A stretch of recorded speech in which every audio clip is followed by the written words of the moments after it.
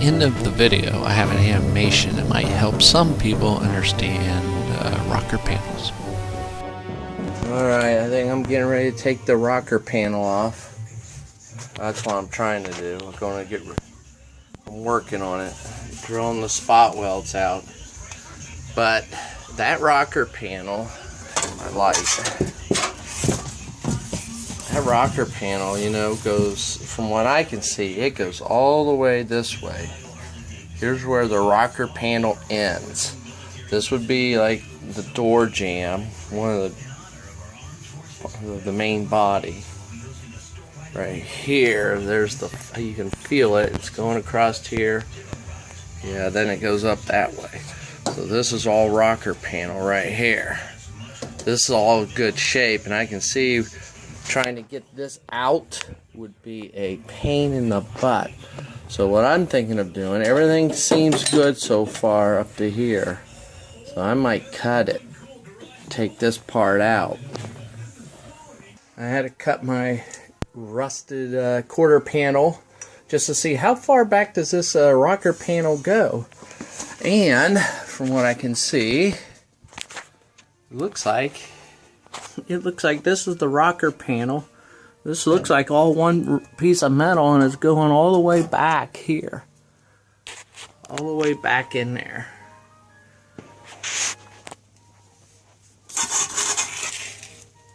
On the inside then, all them spot welds along there have to be drilled out, I think. So that's what I'll be doing. Alright.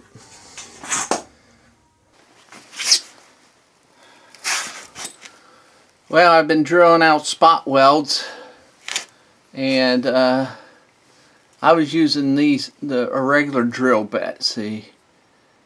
And then I end up getting some spot weld drill bits. You can kind of see the difference in them. This one has a more flat, but you know, it's not that much of a difference. The other thing is I talked to a body shop guy and he told me about this. And you know, you can put that between your metals after you just drill the spot welds, and you can hammer this way, you can hammer it on this way, and then that breaks the spot welds. And that's better than what I was using, because I would drill my spot welds and I use this to break them free, and it's like this really made a mess of things. So this was definitely much better. Well, I've cut it here, the front part, because this is still pretty good. So now I decided I'm going to have to cut it here now to get this section out, because there's no way you're going to get this section out because it goes clear back there. There's no way you're going to get it out. You'd have to pull this thing way out. You're not going to do that. So I'm going to have to cut it here. That will open this spot, and then work on trying to pull that out. So then I'll weld the two together later on, and hopefully that will do it, or I'll buy brand new ones. Just in case some of you haven't seen the full outer rocker panel of a 74 Plymouth Duster, this is it.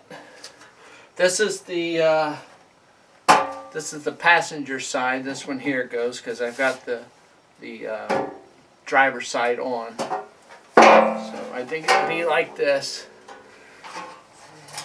And then you got an inner rocker panel, which for me was, I kept it on the car. I do see about end caps.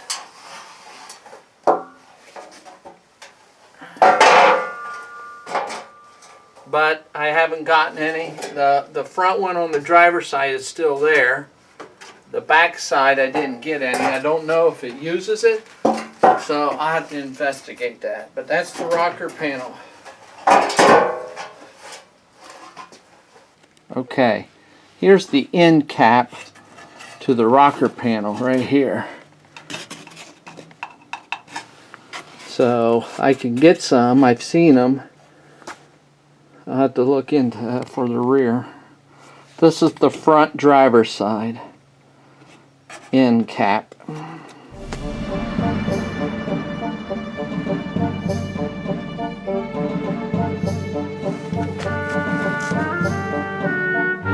So since I got it cut off here, I can now remove this rear section of the rocker panel.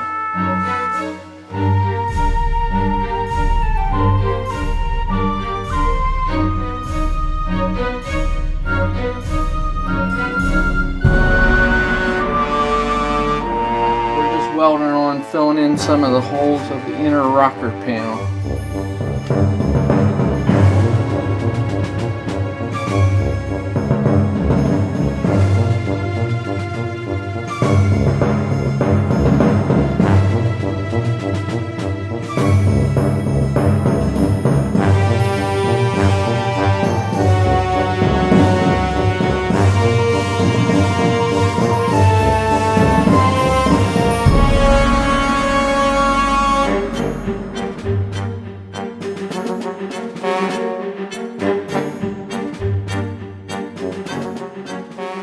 Alright, it's March 21st, 2016, and I kept this part of the rocker panel because I thought I would end up using it.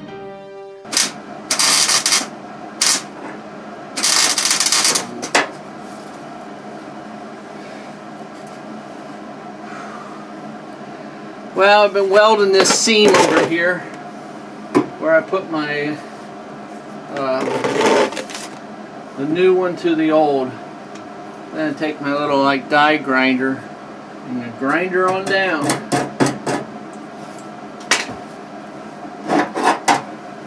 Temporarily spot welded this thing in using my spot welder. Let me check it out, show you. spot welder's heavy. Boy, this sucker's heavy. But just get it lined up. You squeeze this together. And then there's a little lever here you push over with your thumb and let it go for 10 seconds or so.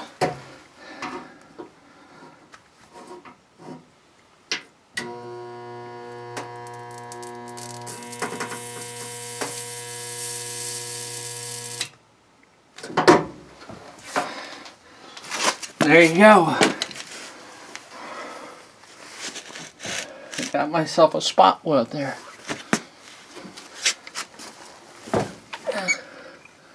You know, every now and then I gotta take a file and file these tips down off a little bit. You can see this one is really got a blob on it, and it definitely welds better when you do that. Well, I got my rocker panel in back here. I don't have a cap. I'm not sure if it takes a rear cap to it, but I'm going to have to investigate that and see. Doing some fill welds. See, I drilled a little hole and then I'd fill that in.